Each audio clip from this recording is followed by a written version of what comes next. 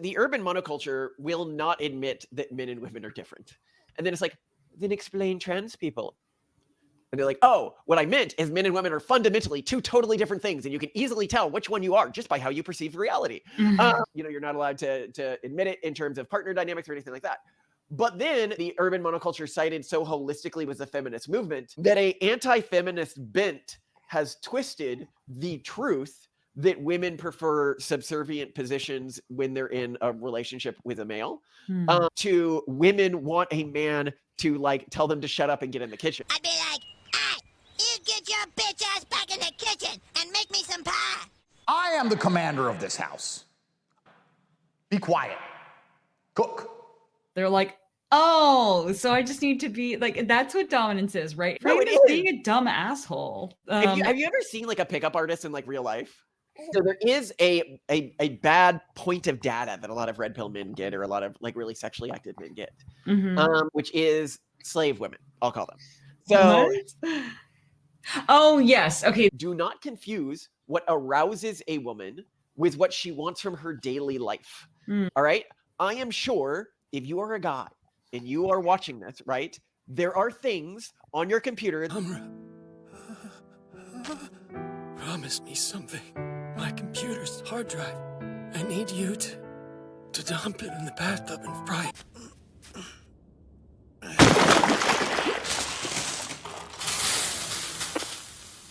All done. Please rest in peace, Satoru. As a man, there are many things that may arouse you that you did not choose to have arouse you, right? You don't want those things that arouse you to be part of your daily life at work or among your friend group. No. Or, in the way that you're raising your kids. Would you like to know more?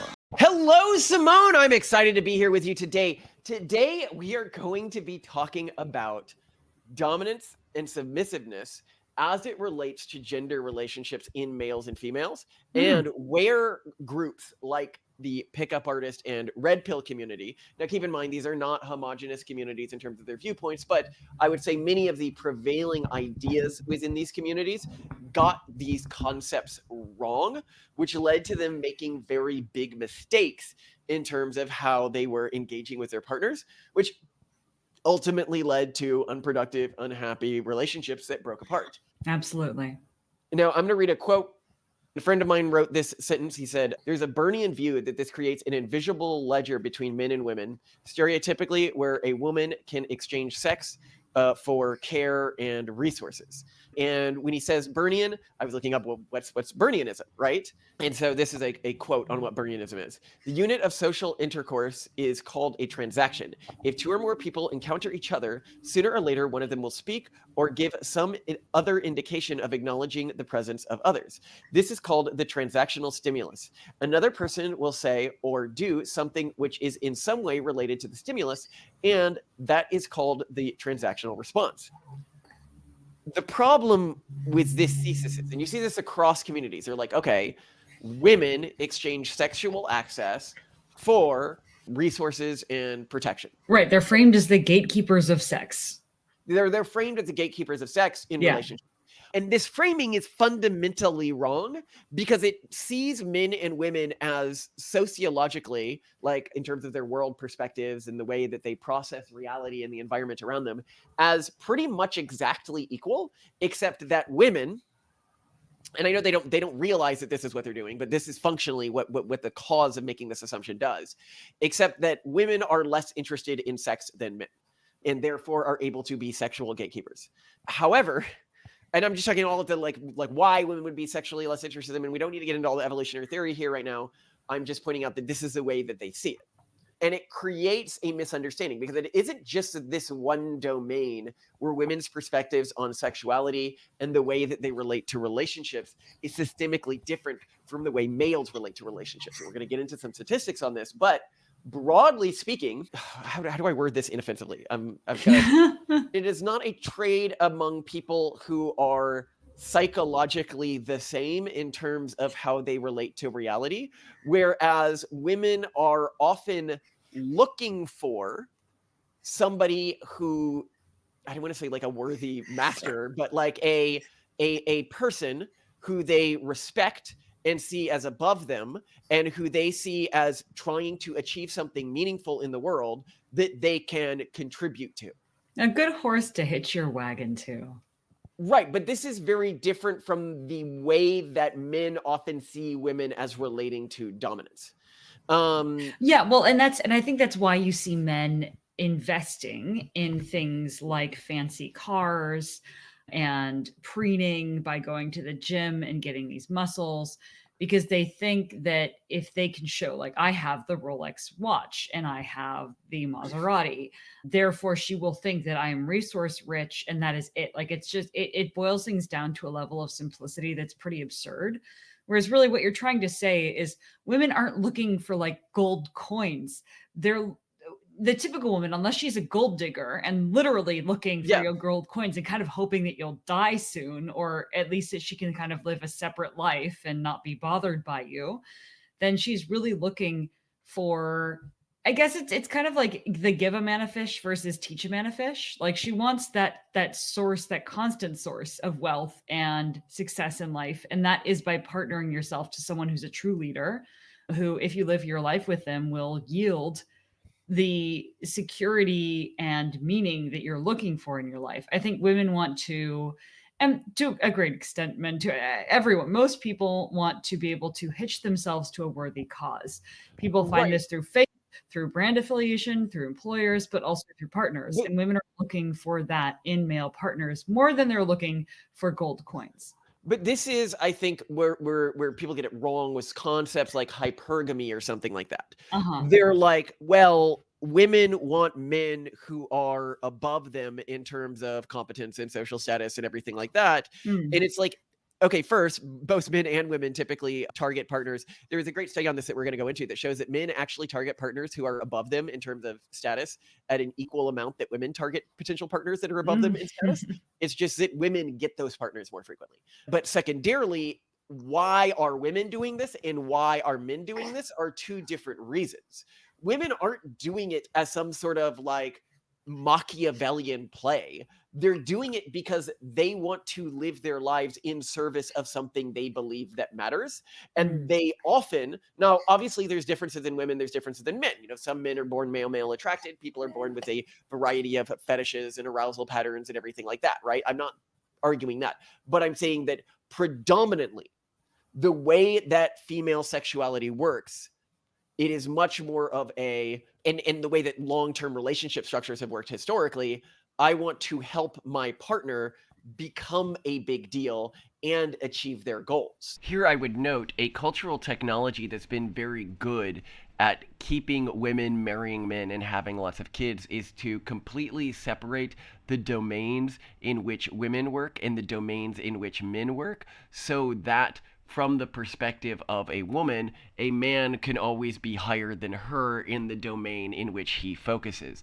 A great example of this would be the Jewish Haredi communities, where men spend all day studying and women are in charge of both secular education, i.e. they have to learn about the real world instead of the studying theology like the men do, making a living for the family, and raising children. And people can be like, wow, that's putting a ton of work on the women. Why are women okay with this? And in part, it's because they are trying to support a man in doing something they see as genuinely worthwhile, which is dedicating himself to a life of theological study. Yeah, well, and be affiliated with them. I think if we were to try to, would it be fair to frame this in more male terms, to ask a male, if you are a mercenary in an army and some greater military leader comes up and is taking on mercenaries, wouldn't you want to join his band of warriors and not be on, you know, the band you're on? And that's, I think, what female hypergamy is like. Imagine. No, I think that's a misunderstanding of it, because that implies that there isn't like a vested relationship. Which you don't think that military bands have vested relationships with each other? No, and but with the their way leaders? that you are wording it implies that a mercenary would do that, and most mercenaries wouldn't do that, and most women wouldn't do that. And that's the point I'm making. I don't know. No, here's the thing though, and I think this is a really important point, is that this whole red pillar thing, they just think that it's all about showing that you have resources and then maintaining frame. being this tough guy and, go in the kitchen, make me a sandwich woman, etc. Right? Like being kind of misogynistic and like being like, oh, I'm so tough and proud. And I think that there are also male and female military leaders that are like that are like, oh, I'm going to maintain frame. I'm going to be really tough. I'm going to be really mean. And they don't realize a better way to put it. that Not like there's a better leader, but like that your leader is like an abusive leader. There are amazing military leaders, and what the real good military leaders and what men will ditch an existing band to join is a military leader who has a vision, who will sacrifice themselves in the name of their team, who will, you see this throughout military history, those people who are on the front lines, who are riding, in the very first charge at the front, putting themselves on the line. This is the type of man also that women are looking for. It's not the go in the kitchen and make a sandwich. Just say, hey, women, you shut your mouth and make baby. It's a man who has a vision, who, yes, absolutely is dominant, but dominant because he has natural superiority and is willing to put himself in front of everything. An example that Simone gave me after we recorded this was in the movie Gladiator. Would you rather follow the main character, Maximus, as a man going into battle, or would you rather follow Commodus? Commodus clearly acts dominant in a way, and I see that many red pillars, when they try to act dominant in the way that Commodus acts dominant to his subordinates, instead of in the way that Maximus acts dominant to his subordinates. And obviously, you wouldn't want to choose to follow Commodus if you could choose between the two. So you can look at somebody like Andrew Tate, who constantly needs to talk down about his subordinates, talk down about the women in his life who serve under him. That's very much a Commodus thing to do. He believes that he is bolstering his own public image and looks better through degrading and talking down about the people who have dedicated their lives to serving him. Whereas if you were looking at somebody like Maximus, you would never see him do that. He would never talk down about the people serving him. He sees it as an honor that these people would spend their lives serving him. It's a completely different way of relating to your subordinates. And I think that this Commodus way of acting dominant fundamentally belies an internal insecurity and lack of confidence in yourself, which is intensely unattractive to women. When you feel you need to use performative dominance towards the people who are making sacrifices to serve your mission, it doesn't make people think, oh, that's an extra dominant guy. It makes people think, oh, that's a guy who's compensating because he doesn't feel dominant enough, so he needs to constantly signal it to people in his environment, which makes them look like the antithesis of dominance. And if you don't believe this Andrew Tate Commodus comparison in terms of the type of dominance he exudes, I am going to play a clip of Andrew Tate, and it is just exactly what Commodus would say if he was reborn in modern times. And it also is exactly the way Commodus looked upon his subordinates, the way that Andrew Tate looks upon the women who have chosen to spend their lives supporting him. I guarantee you don't walk around your house with a sword, because you're not a commander. I'm a commander. Like when you command the troops into battle. So I walk around my house with a sword. And I make threats, like old school threats, like I will run you through. I'm that guy who does whatever he wants. If you're unhappy with it, if you're unhappy with waiting for me to light a cigar, then leave the channel. I don't give a fuck about you. You're a peasant, you're a peon, you're a brokey. I do as I please. I've analyzed the entire earth, all of it, so I like women. But females are barely sentient. Even the good ones. In fact, especially the good ones. And the point is, when I say barely sentient, is that the female's entire life process from head to toe, she never really thinks for herself. My 4 wives are sitting there. They've seen on the news there's a new deadly contagion. I pick up my sword. I am the commander of this house. I decide if there's a contagion. I decide what I do. Be quiet. Cook. You got your sword, your wife starts talking, you're like, shut up. She's got a sword. What you're saying here, and I think that this is really important and a key thing that's missed, is that people in these communities think the key angle of dominance that they need to demonstrate to a woman is to the woman instead of to society. Yes. The woman is not looking for a man who dominates her necessarily. Yeah. She is looking for a man that dominates society so that she can choose to follow that person. Yes. And I think that with your money analogy, you made a really good point here in terms of the type of women that you attract if you're using one of these strategies. It is not that there are no women out there who literally view life as I give you sexual access, you give me money. Yeah, they're out there. Women have, like long nails. They've got a look to them. They've got you know what I'm talking about, right? Like they look kind of like trashy looking. There are even non-trashy looking women who absolutely do the sex for resources thing. It's a pervasive view as well. But these women are not positive relationship models either for you or them within a modern context. So we've explained this in other videos, but it's worth just briefly explaining here why you never want to get in a relationship with one of these people. So why they should never want to get in a relationship with you. Because a lot of these women are like, oh, this is a great strategy. I'm not that employable right now. I can't earn that much money. I think I can marry a guy that's got tons of money. But then what happens is the guy, because he sees this as an exchange, he fundamentally doesn't respect you. He likely doesn't want you carrying his genes. He's using you for sex, right? And so you get 30, you hit the wall, you whatever, and he exchanges you for a younger model because there wasn't like the teamwork, what you added to him was never part of the puzzle in this relationship, right? Well, and sometimes kids are involved. I think what happens a lot is that this happens, but children are also produced, so after they're empty nesters, or even just when the mother is older, the mother is then subject to divorce, and then, things get messy. But I think the other problem is, and from a men's perspective, whether or not this is a woman who acts trashy or a man who acts trashy or looks trashy or looks like a gold digger or not, like the people who are attracted to this idea of, oh, I would just like to marry someone and be a trophy partner. These are people who are inherently more lazy because these days being unless you have a really big family that you're managing or you're managing your partner's business for them, which is not usually the case in these scenarios, the partner's not really doing anything. Laundry machines don't make it hard. Basically there's not enough work in a household with fewer than 2 children to really make that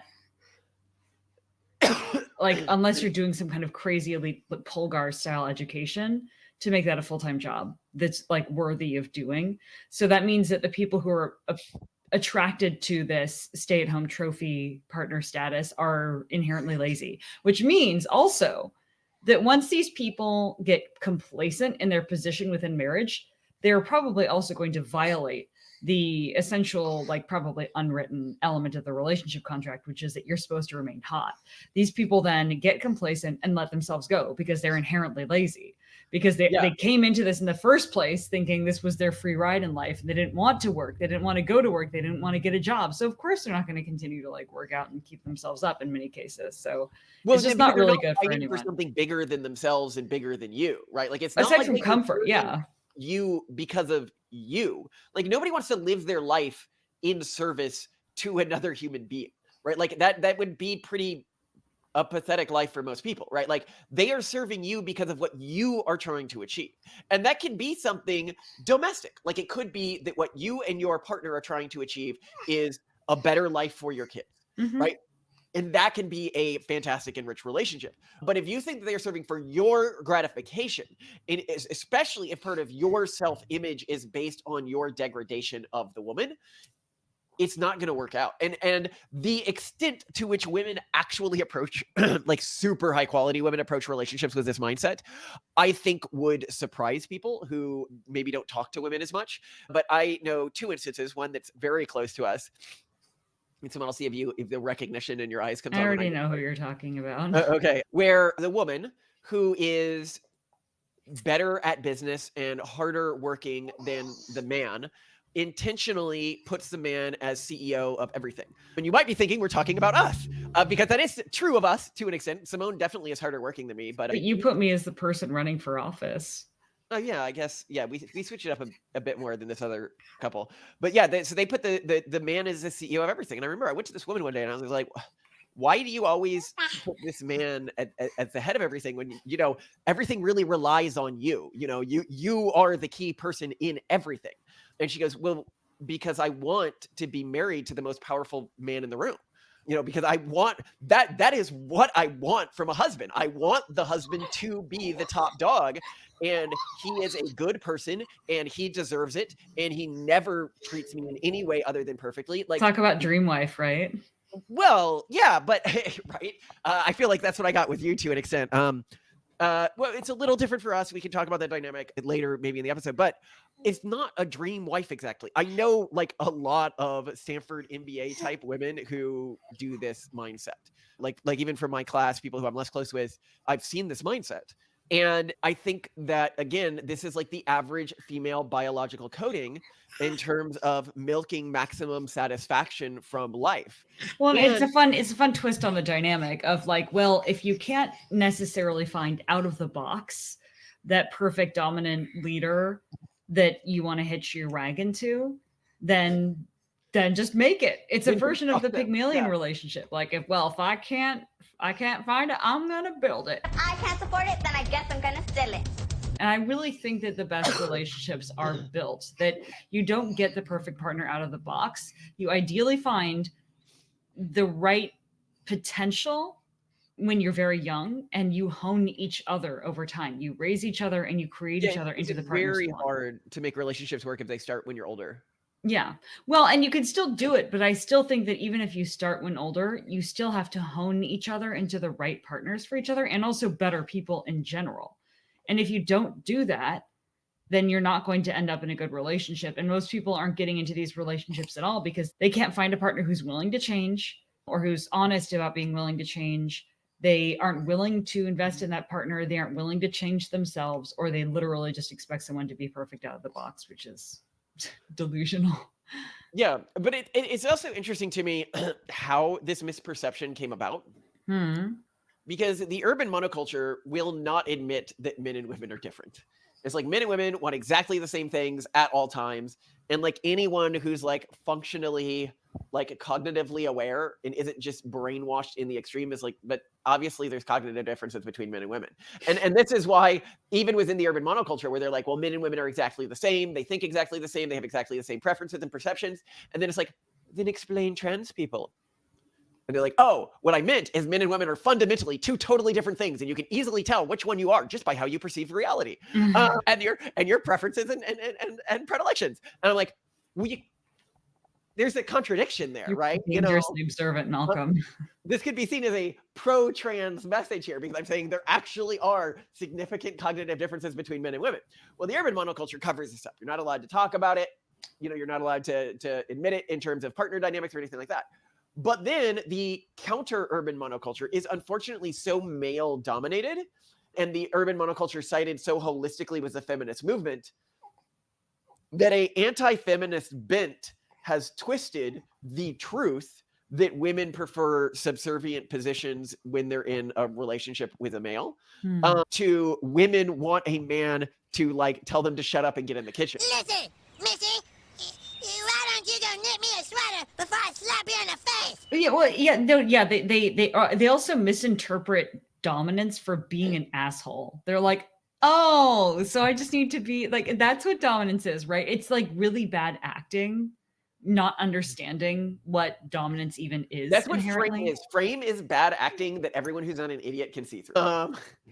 Frame is being a dumb asshole. Have you ever seen like a pickup artist in like real life? Probably, but I probably wouldn't have noticed it because I'm too autistic. You know, back in the day when peacocking was still popular, they were easy to pick out, and they would wear like a silk blazer or something. Like Jordan Peterson does now, I guess. You know, like in those wacky suits and stuff. And so they wear these. You could tell like the whole thing was an act. It's not that it doesn't work, but it secures you sexual partners, but not good relationship partners. Because the type of person you want as a relationship partner is somebody who's drawn to you for your vision for the future. Good. Then we're all agreed. But oh dear, what's this? One of the women is about to embarrass us all. Oh, I somewhat disagree. I think that certain aesthetic and styling choices can get a foot in the door and start a conversation. And sometimes that's when you're doing a high throughput approach, anything that reduces that initial. The lady has foolishly attempted to join the conversation with a wild and dangerous opinion of her own. What half-baked drivel. See how the men look at her with utter contempt. Daphne, we're going home. Women, know your limit. I'm not against is smart. peacocking. I'm against the act. So I actually may even promote a bit of peacocking. You know, dress a little weird. It's a conversation Be starter. memorable, distinctive, be approachable. Absolutely. But what I'm against is frame. Yes. No, frame lame. Somebody can be like, well, what if I, as a man, was just not born very dominant? You know, like I don't like to move society forwards. You wrote to me once, listing the 4 chief virtues: wisdom, justice, fortitude, and temperance. As I read the list, I knew I had none of them. But I have other virtues. Ambition. That can be a virtue when it drives us to excel. I don't like to, you know, it's like, well, maybe you don't need a partner then. I don't, but no. I don't even think it's that. And dominance manifests in many different ways, especially when we're talking about this relationship dynamic context. I don't think that it is uniquely some desire to be a king. Remember we talked about those different archetypes, like there's the kings, the knights, and some other things you put together. You don't have to be someone who aspires to be a leader or change the world or even lead other men to be very attractive to a woman.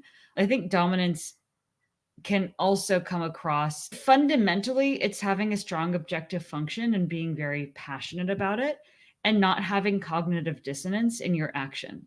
So before I ever met you, the only crushes I ever had were on guys who in that way were very dominant, but totally not dominant as like leaders or anything, not really keen on pulling rank on people, but just they knew what they were about. They were super passionate about those things and they were fucking good at them. And because, and you could see that they had no, I mean, there were obviously issues in their lives that I'm sure they were working out and everything, but they, compared to the average person, didn't show that same wavering of like, I don't know if this is what I want. I feel anxious. I care about what people think about me. They did not care about what other people thought about them. Yeah, they did not. And they knew exactly what they were all about. One of these people, as you know, aspirant Catholic. And now is a Catholic priest. He was just all about the faith. And then the other was like, my favorite story is he decided this when Simone was hitting on him.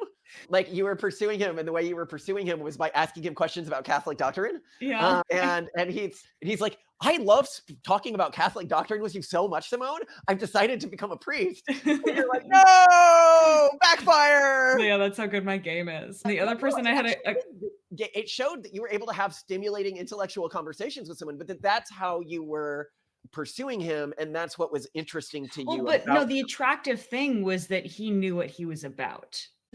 And I'll have the number 8. That's a party platter. It serves 12 people. I know what I'm about, son. Go ahead. And that comes off as quite dominant, and having that vision and knowing what someone's about, I think, is really big. So you don't have to be about changing the world. You have to know, you have to basically not have other masters, if that makes sense. So one thing that makes men not... You can have other masters, but you need to relate to them with a moral code that is your own. Yeah, well, yeah, you've chosen your I guess. So what I mean by that is I see someone who, for example, follows God, you know, or knows, like, this is my objective function. This is what I care about. Absolutely. That is the highest point of hierarchy in their lives. And they are subservient to those goals or values, just like you are subservient to your objective function, Malcolm. But there is no one who, against their will or knowledge, is controlling them. There's no other force. Whereas the vast majority of humans, and you can see this in most people that you interact with, are subconsciously and unknowingly and without consent or choice being ruled by TikTok, being ruled by video game design, being ruled by wayfinding design, being ruled by a billion different forces that they have no control over, that they have no knowledge over. You know, their hunger, their instincts, their impulses. And this is why people experience FOMO and cognitive dissonance. And ultimately all these things accumulate into this very palpable form of insecurity and vagueness that makes people very unattractive. And people always talk about confidence being so attractive. That confidence comes from this inherent dominance of self. And like you said earlier, dominance of society. But again, dominance of society doesn't necessarily mean that you're Steve Jobs starting a company or Elon Musk running 1 billion companies or the president of the United States.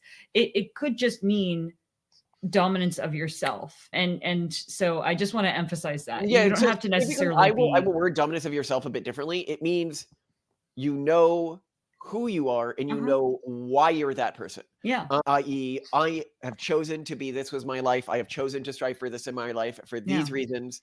And while I am open to, like, it can't be, I'm afraid to question these reasons. Because if you're afraid to question the reasons why you are who you are, then that comes across as insecurity. Yeah. I am comfortable questioning these reasons, but I am confident that I will not find a better answer, and that's why I am looking for a potentially better answer. And here I would note that all of this is in the context of long-term relationships. Yeah. So there is a bad point of data that a lot of red pill men get, or a lot of like really sexually active men get, which is slave women, I'll call them. So what? Oh yes, okay, that sexual like type. So we argue in some of our videos, and I think that the data is pretty strong on this, that women have a bimodal sexuality, which sort of comes to exist polymorphically, i.e. one genotype encodes 2 different sexual expressions, and the sexual expression will change based on their environment. So specifically, women in a historic context needed to be optimized for 2 different potential scenarios frequently. One is they are in a partnership where they have one dedicated partner. They might be one of a few wives or one wife, but one dedicated partner. The other is they're being passed around by a group of men.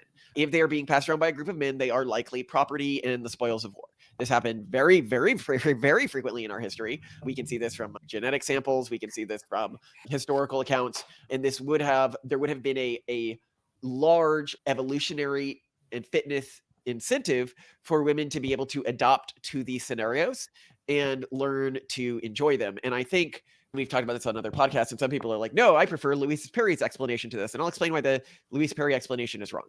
So if you look at the data, and this is very obviously true from the data, a big chunk of women, much bigger than you'd think, prefer what we call like violence-o-sexuality, i.e. being choked, being slapped, being degraded, etc.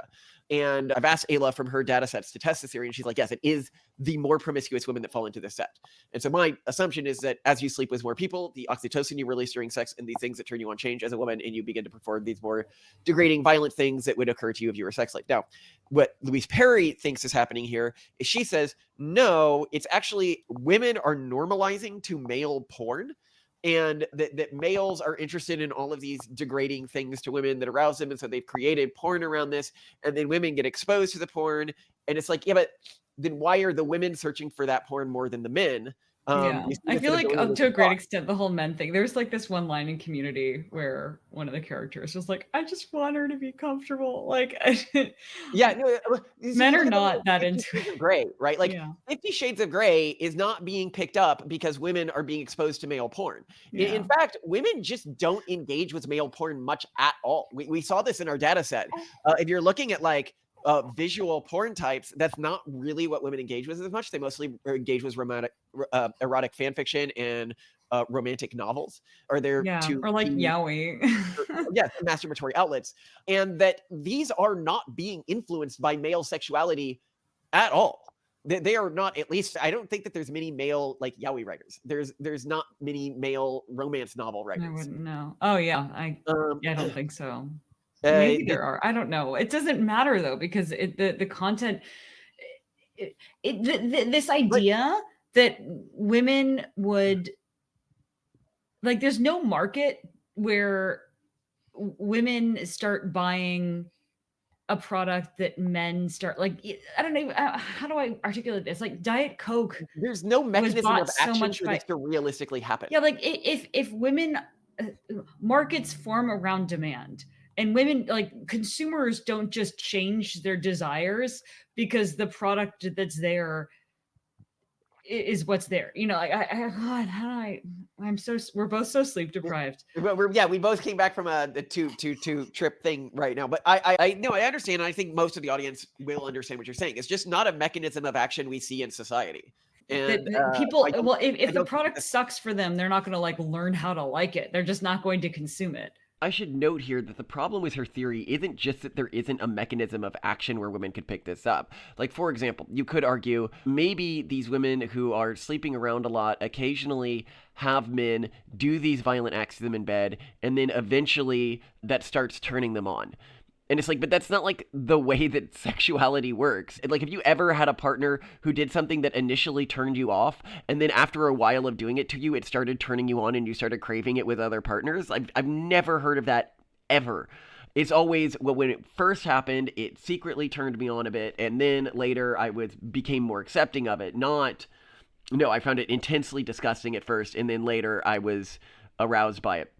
But in addition to that, you don't just have the problem of there's no realistic mechanism of action for this, but you have to explain why, despite a very strong evolutionary pressure for, in some contexts, women to become aroused by violence, i.e. it's how they survived and ended up having surviving offspring in scenarios where their tribe was raided and they were taken, or their city was raided and they were taken, which we know happened a lot historically. It's even recorded in the Bible. You have to explain why, despite strong selective genetic pressures for women to be aroused by violence in specific scenarios, that they would not be at all. Because I think it's taken as a presumption in this argument that, okay, well, I mean, why would women be aroused by this? And it's like, well, there's an obvious reason why they'd be aroused by this. And the burden is on you to explain why that evolutionary pressure didn't have that effect. You don't get to just ignore it and say, well, I'm a feminist and I believe women are good, wholesome doves that never do anything wrong and have no desires that are untoward. Now, I will note here that I think a minority of women are born in this sex slave mindset in terms of their arousal patterns. Sure. But I think it's the minority, because I know even among the virgins I slept with, some of them preferred this type of sexual engagement.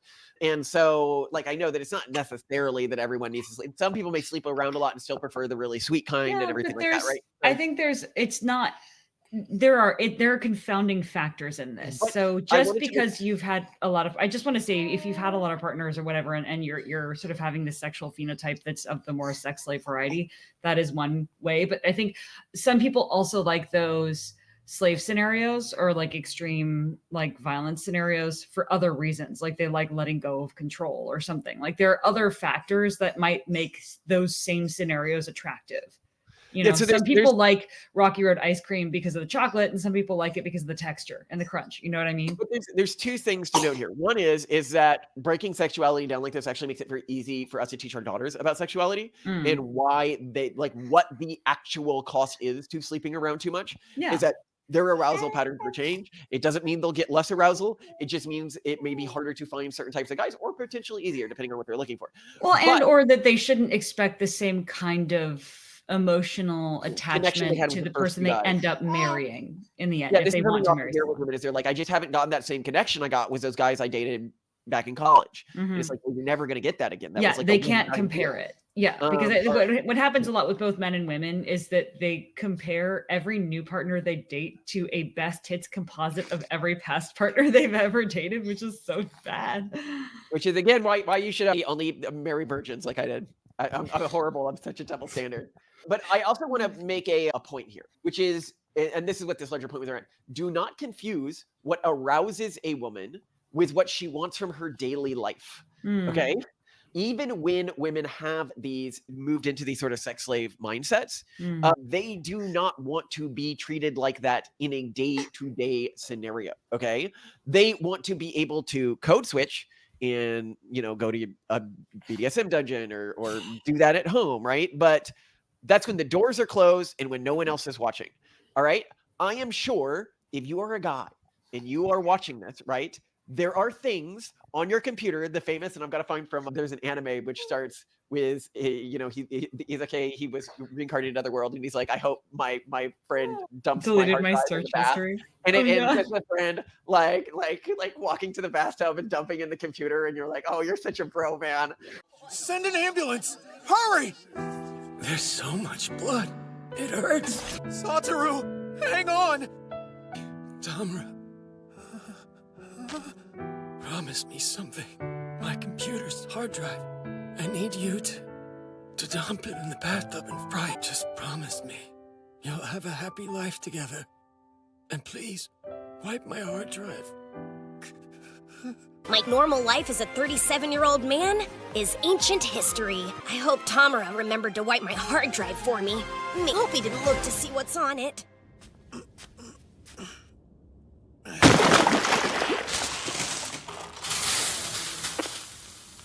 All done. Please rest in peace. If I ever have a son, I'll name him after the hero who saved my life. But the point I'm making here is, as a man, there are many things that may arouse you that you did not choose to have arouse you, right? Like, this is a weird thing about leftism. Is they're like, go and find literally everything that arouses you. And it's like, there are things I'd prefer to not know if they might arouse me.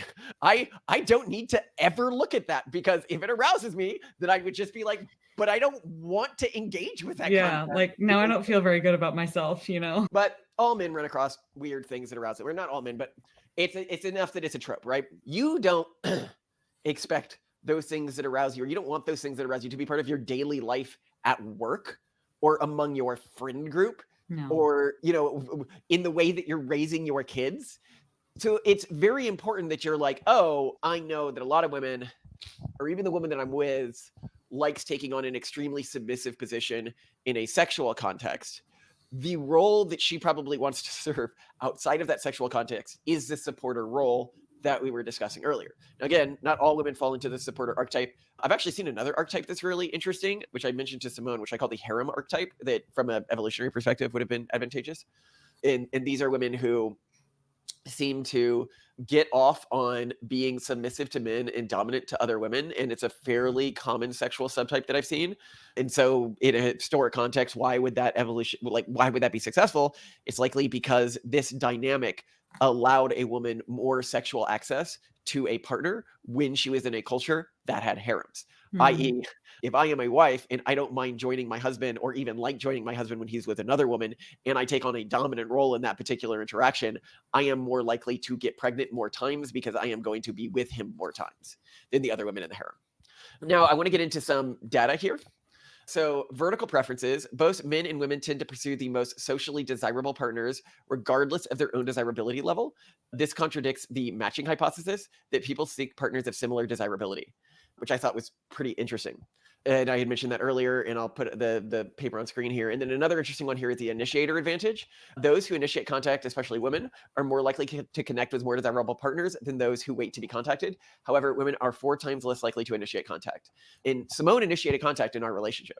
So I would note for women who are looking for partners, I'm like, how many people do you email a week about this? You know, it's probably the most meaningful arbitrage opportunity women have, low barrier, because women never contact men. So you have such a huge advantage vis-a-vis other women if you just make the smallest effort. Yeah. And I don't know why, like, women don't do it. How many emails were you sending a week when you were dating to men? 30 plus at least. 30 plus. Yeah. So you want a partner like me, 30 plus emails a week. Okay. Outgoing. That takes a lot of balls to do, Simone. And I really appreciate that you did that. Yeah. Because people are terrifying. Oh. Now, this is another study here I'm going to show where women show a stronger preference in high status partners compared to men. This is particularly evident in long-term relationship contexts. In long-term relationship contexts are, again, when you're dealing with this alternate form of sexuality. Remember, I was like, okay, you can deal with the closed-in arousal context, where you might have a sex slave turned arousal pattern woman, where the man doesn't actually need to be high status. He just needs to perform the role of the conqueror, right? Because it's a scene, right? Like, everything's imaginary. That's why dungeons are created that way. Like, BDSM dungeons are created that way to change the context of how you're thinking about this. In the same way that you might, behave differently when you go home on vacation to, like, your childhood house, and then you fall into a different way of thinking about yourself and relating. But in long-term relationships, you can't fake that. The guy actually needs to be somebody whose mission you are interested in advancing. In another study, it was found that 81% of women said they would be less likely to date someone who's unemployed compared to 56% of men. Also, in political views are increasingly more important to dating. Most Republicans and Democrats say they would not date someone from across the aisle, but this trend is more common among Democrats than Republicans, which puts men at a bad position because there are 2 female Democrats for every one male Democrat, and there are 2 male Republicans for every one female Republican. But what's important to note is that people's political views evolve over time. Like, you were very solidly Democrat when I met you, almost as like blue as you could get. And I was not Republican, at least. I also find very interesting here, and we've seen some guys recently who, like, we've been trying to help with dating advice, and I've thought about how much they're looking for the full package out of the bag in terms of like the partner that is intellectually engaging to them. Yeah. And but also hot, like model hot. Yeah, like model hot, but also even just intellectually engaging and not terribly boring. When I met you, you were, compared to who you are today, a fairly boring person. And I don't mean that in like a derogatory sense. You were a social media manager at the company you were working at. So she managed their Facebook profile, basiced it was more than that, but that's getting pedantic. And then I'd ask you, like, what do you live for? Like, what's your purpose? And you're like, I've never thought about that. It's like, how have you lived your whole life and not thought about that? But through talking through this stuff with her, she has now reached a point when, before I was like, why would I want to make friends? Like, people were like, why do you want to save the world if you're so disgusted with humanity and everything like that? And it's not necessarily that I find it burdensome to talk to a specific individual burdened with new friends. It is that there is no individual that I would rather be talking to in terms of intellectual richness than my wife. So, if I'm at a party or something like that, that's time I'm not alone with my wife talking. Aww. Right? Like, and so you went from somebody who I found, in conversations, I liked being around you and talking to you because you genuinely engaged and were not overly boxed in. Like, you weren't like afraid to tackle new ideas. And when you came up with an idea, so like you talked to me about like, and I noticed this when I do chat AIs, I always fall into the same pattern again, which is to sort of start a conversation with a girl. If I'm talking to a girl in chat AI, it's like, what's your purpose in life? Like, what do you want from your life? You nerd. That with a chat AI is the thing I am most interested in. And it's actually funny to me that the answers I get are very similar to the answers I would get from basic people when I was actually dating. But I guess the point I'm making here is a lot of things in a potential partner improve over time as you interact with them. What matters is the trajectory, not the start point. If you start with a woman who is very intellectually interesting, but she's recalcitrant to evolve her perspective, she's likely going to be worse than a person who is very intellectually naive, but is very eager to evolve their perspective if it is to work on something with you. And this is another thing I've noticed where we have a lot of influencer friends. And they'll be like, I am scared, or they don't like they talk down about dating their fans. Oh. And like, why? Why would you not want to date your fans? Like, if like Simone died, that is like the exclusive dating pool I would be looking at. And they're like, well, they look up to me too much. I'm like, what? Okay, anyway, do you have any thoughts on this before I go further? I think it's underrated the extent to which interest in and dedication to a partner should be looked at in dating. Although I do think that from a female perspective, it can backfire. It freaked me out when guys were super keen on me in a, like, I want to be dedicated to you. I want to spend time with you. I want to get to know you. So this is That's more of a male really, thing. A good point here in terms of filtering partners. And I basically started every date exactly laying my cards on the table.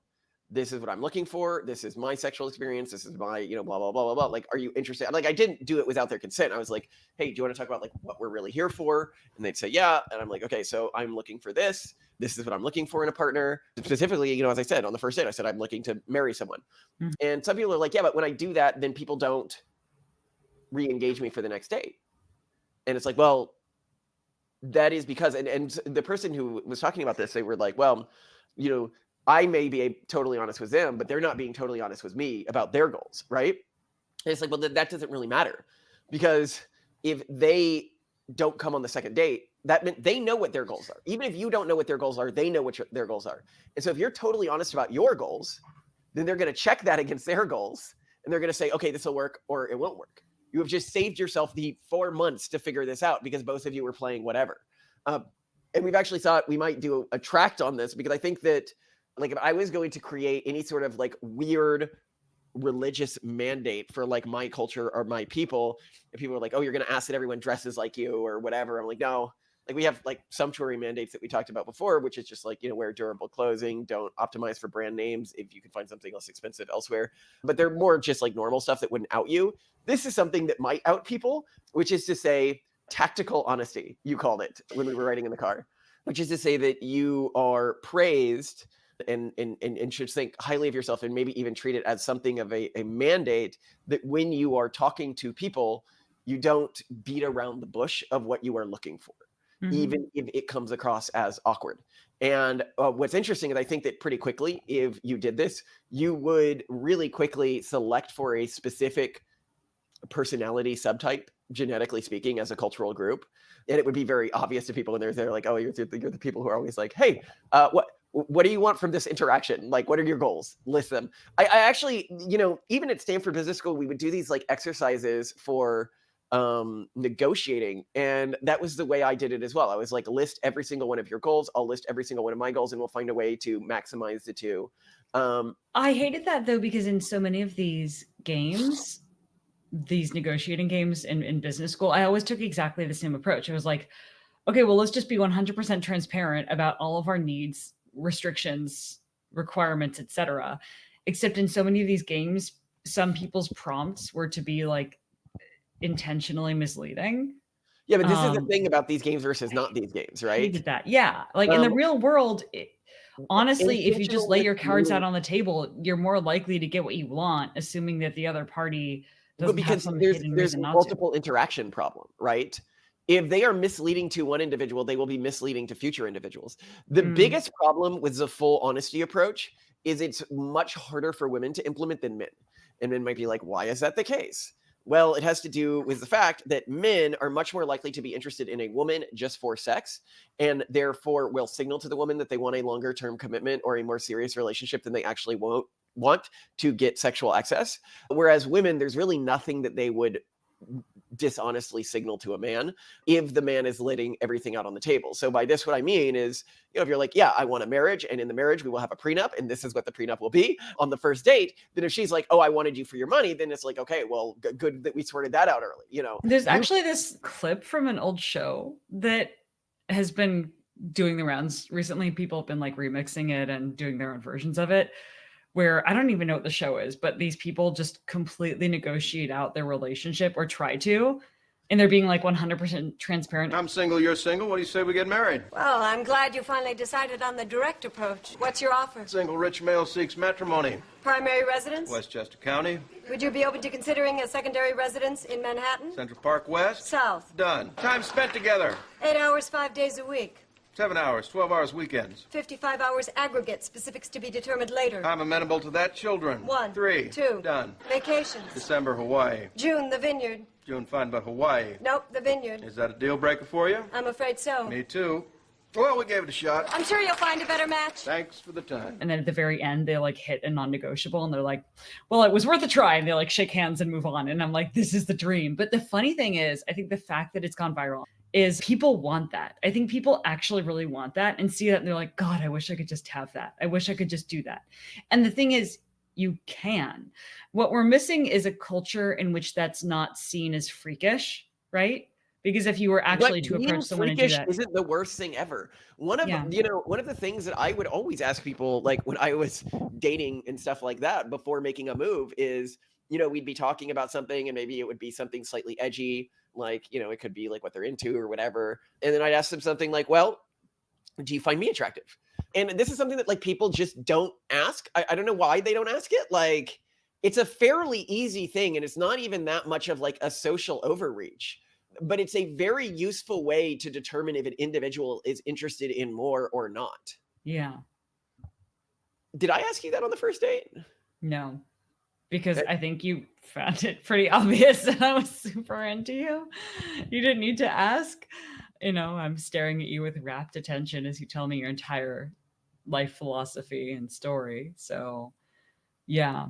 But I think that's a really interesting thing, is that there are so many obvious questions that you can ask early on dating And you should just ask them, and you should just be transparent. And the thing about tactical honesty, as we've discussed it, is that a lot of people don't want to deploy tactical honesty because they are afraid that they will be rejected, that they will turn people away.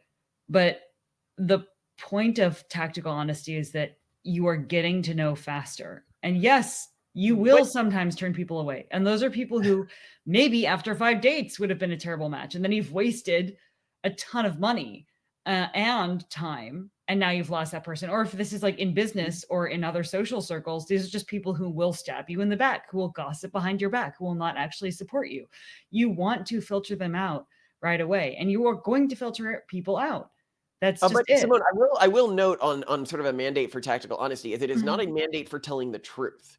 It's a mandate for not hiding something for the only reason that you're hiding it is that it will make you look weird, i.e. for preserving social norms. Because it's not deontological honesty. It's not telling people the truth always, because you always have to tell the truth and never lie, because sometimes lies are the most expedient and kind of honorable thing to do. Like sometimes telling someone the truth out of nowhere just doesn't really help anything. Like, okay, I'll be honest with you, Malcolm. The other day you were like, oh, Simone, you burst a blood vessel in your eye. And I'm like, great. So you just like, all I'm going to do is just feel worse about myself right now. Like there's nothing I can do about it. We're not seeing anyone. So it's not like I have to hide anything right now. It's just, no, I know you find me really disgusting looking, you know, it's like, this is not helpful. So like marginally less attractive. Yeah, but like, did I like, okay, you know, I would have seen that in a mirror. There was no one that I needed to hide that from. But here's the thing about tactical honesty that a lot of people miss, where it's provided me a lot of utility in my life, is when you do it, people are much, like if you do want to lie to someone, it is much easier. Because people are like, oh, he's autistic. He doesn't know what he's supposed to ask. He's incapable of, yeah, he has no tact, yeah. And it's like, no, actually, I have held a number of my cards back. I just know that they're not relevant to me vetting you. If you see what I mean by that, right? Yeah. Like you having access to those cards would not sort out whether our relationship is going to work earlier or later. Here's an example. I have some friends that are very, very wealthy, and they do not tell their partners on dates that they are very, very wealthy. That is a great holding back of a card. Yeah. For the other partner's perspective, may cause them to override some of the deal breakers that they laid out on the table that they were hoping, if the person actually finds these things to be deal breakers, that they'll treat them as deal breakers. And so when you have like a really high quality thing about you, that is best to hide. Yeah. Unless you want that to be the thing that someone cares about in the relationship. But wealth is not one of those ideal things at all. Here's some other fun survey findings. The study measured marital satisfaction over 4 years, and it shows that husbands were more satisfied initially and remained more satisfied over that time period if they had more attractive wives. So the attractiveness of a wife related to husband's marital satisfaction, but it didn't relate as strongly to the wife's marital satisfaction, i.e., when women are sleeping around, they might care about what the partner looks like, but not as much when they're marrying, or at least in terms of the functional impact that has on their belief that that marriage is a good marriage after a few years. Here's another fun one. Men tend to report placing higher importance on physical attractiveness in surveys, while women report valuing social status more. However, in actual speed dating scenarios, both genders seem to prioritize physical attractiveness similarly. Now, this finding wasn't replicated. There was another study that argued differently, but it's fun to know that it's out there. And men found ambition unattractive in women, a very high ambition, which I wouldn't at all. I find high ambition extremely attractive in women. But I think this is an important thing to note here. I find high ambition attractive in women if that ambition is for me, i.e. they want to achieve greatness, which is a little different than I want to achieve greatness and I want you to have nothing to do with it. Which I wouldn't say is unattractive, because I would think, oh, well, I just need to prove I'm a worthy leader to her, which is a position I have found myself in before. But I think for some men, they see that as the woman prioritizing her own strategy, career, and future above theirs, which is really interesting how we've created this form of gender equality in our relationship, yet it is completely gender unequal. What do you mean? We do everything together. We're co-CEOs of everything. Yeah, but how is it gender unequal? We do different roles.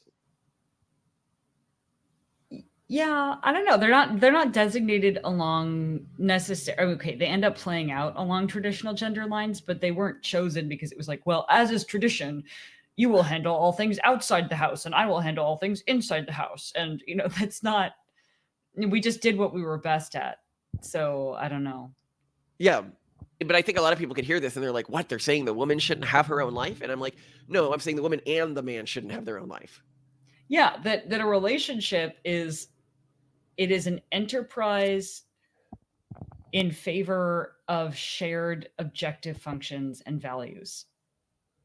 Yeah. You're giving up your personal autonomy and rights and freedom in exchange for devotion to something where doing it with a partner will make that devotion more effective. It's bizarre to me that people expect from a relationship some kind of concierge or entertainer or servant or courtesan who will just make your life more pleasant and take care of you. What is that? No, I mean, you have to, as a man, and this is really interesting, where I think a lot of men are like, oh, women have some biological predilection to want to serve a man, right? They're like, oh, that's great. And it's like, not really, because they're human beings, right? Who might be equally competent to you, right? And that means you need to constantly prove that you are worthy of that dedication, which is a very difficult task. But you would prove that not through frame, not through the way you treat her, but through your actions throughout the course of a day. You know, how much time are you spending on work? What are the ideas you're generating? How much time are you spending on research? How much time are you spending on, I'm just thinking of me, for example. Like if I wasn't bringing you consistently interesting and new ideas that expanded your perception of reality, you'd be pretty disappointed with me. I don't think you'd leave me, but you'd be disappointed. Yeah, I really like that part of our relationship. But no, but it's a mandate for me. Like I get up and one of the things I have to do every morning is find some interesting thing to talk to Simone about. Or I've said before when people are like, oh, you're going to run out of ideas for the show. And I'm like, my life is Arabian Nights. Like I'm not going to, I'm just committing to do it on tape now. So hopefully I can keep coming up with new ideas for you guys. Oh, I love it. You entertain me, Malcolm. I will let you live another day. I don't know what I'd do if you left. You do so much of this is something we were recently talking about where we're like, we both are so reliant on each other. Most of the opportunities are pretty much all of the major opportunities we have due to my outreach, yet Simone has executed on all of them. And I don't think I have the diligence or work ethic to execute on opportunities, yet I don't think that you have I don't know why you don't source your own opportunities. And the simple way to put it is you can't do anything without me, and I won't do anything without you. I'd be so screwed. We'd both be so screwed. Well, I love it. And this is the thing where people are like, well, you know, I'd be better off just not dealing with a partner and just, you know, getting pregnant with like seed sperm or something like that, or like eggs, and then using a surrogate and then raising the kids. And it's like, you can do that, but you are heavily underestimating how much easier a synergistic relationship makes your life. The thing is, I think most people don't want to. Otherwise you would see so many more people, especially women, single women, just having kids because it's not that expensive to get like a sperm donor. Well, I see a lot of women fantasizing about this and very few actually doing it. Yeah, because it's not actually that appealing to. Oh, just quick note. This actually came up on the Discord and other people are saying this, and it's something that people should know. Don't use sperm banks. They do not confirm the information they ask people, and they use such strict screening criteria that the only people who get through are lying. Yeah, it's terrible. It's terrible. Basically, you are selecting for a liar if you use a sperm bank. If you want known donors, that's something I've done before. I'm open to doing it, but do go to known donor websites. That's the better place to do this. Yeah, or literally consider your friend network and people I would far consider friend networks, right? Yeah. And when you're considering your friend network and you're an older woman, remember that you probably want a man who is not your equal in age. So I've seen a lot of women like this where they're like 45 and they're looking for a 45-year-old sperm donor. And I'm like, you are unlikely to conceive if you do that. You need to be looking. Well, or at your 35-year-old friends. You can conceive, but there's just going to be more deterioration. Like they're just going to have worse health odds and outcomes on average. Like, oh, that's gross. And it's like, not really, because you're not having sex with this person. Yeah. Anyway. Yeah, I wish there were better basis for like, there's a young, ambitious man at your company. Hey, kid, can I would like to have a child using your genetic material. As you show potential, I will also mentor you if that would make you feel better about it. I don't know. But yeah, I don't know. I mean, Siobhan Zillis she works at Neuralink, right? Like she's had now 3 kids with Elon Musk. Now it's not ideal that Elon Musk is on the older end, but like I think that this concept of like really respecting someone in your workspace, you know, and being like, hey, like I know what he works like, I know his ambition, like I see how he acts under pressure. Like this is a fantastic scenario for choosing genetic material. And one of the things that you and I did when we first started dating was start a company together. I quit my job, you know, like that was a great way to vet each other, both for our children's genetic material, but also for a relationship. So if only there was some societal basis for that, but I don't see that happening anytime soon. Well, you can build a culture around it. Like, and this is something we've thought about with our own kids in dating, is how do we ensure that the partners feel part of our family? Oh, yes. To like when our children are dating people, how do we assimilate their partners into our family culture? Yes. Yeah. No, that's super important. Which my family does really well historically, so I'm not as worried about that. I mean, basically, you just have to be nice and actively engaged. But should we have like our family foundation cover the cost of egg freezing for our daughters, not just for their own use, but for donation? Sure. I mean, I don't know. I'm just thinking like if you're trying to create a society in which people make this possible for their peers within that culture, you have to like step up. Yeah, no, I would sponsor that. And we might even do it where like the family foundation gets half the money for the sale or something. If Not sale. I mean, I'm talking donation. Oh, for donation. Yeah, I'd be open to that. I know lots of awesome people, you know, once they become aware of this as a way to do something really kind for other people, have done it 100% for free. Consider that, for example, Diana Fleischman, who's been on the podcast several times, donated embryos multiple times over. And in one case, or maybe in 2 cases in the UK, where they don't give you fentanyl for the like embryo extraction. So like she even had like a less fun experience, you know, usually the surgery is like the treat, you know, but she did it. Other friends that we know who I won't name have done it multiple times. And then those donations have resulted in live births and other mothers without actually being mothers. And this is actually a great option for women who don't themselves want to have and raise kids or just never really find the right partner, but who want to really help other people. And it really helps those other people, especially if they do it when they're in their 20s. So yeah. I love you to death, Simone. I love you too, Malcolm. Have a spectacular day. You too. And I guess this is all we're doing today because of the... Sadly. Person, can you show me how this works? How does this machine work? I press a white button, I press the black button, press the blue button, press the red button, press the white button, press the green button, press the yellow button. Octavia, can you show me how yours works? How does this one work?